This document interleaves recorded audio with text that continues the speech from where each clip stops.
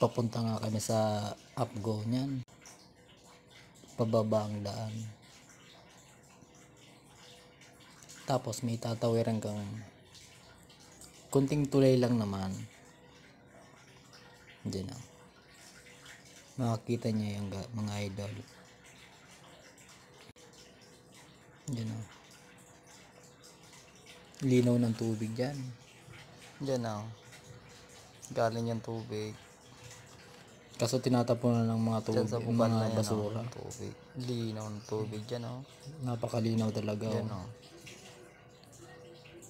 Pinakadabis na paliguan sa amin. Yan pinagmamalaki ng tubig ng Labaw. Linaw ng tubig. Napakalinaw.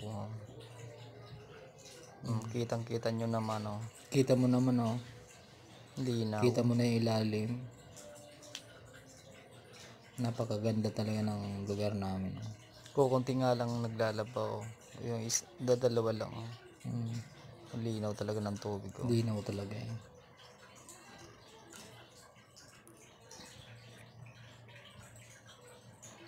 Yan, may naliligong bata Yung may tulay papuntang kabila. Doon, yung tulay na yun, doon kami dumaan kanina.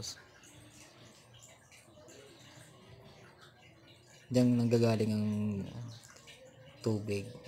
Sa ilalim Diyan galing sa ilalim ng tubig. Yun yung tulay na dinaanan ko. Solo sana magkarigos. Si Rom sana buhay Yan na Kaso mali po ito na maray. Tatalo na yan. Kasi ako lang mag-isa dyan na naliligo.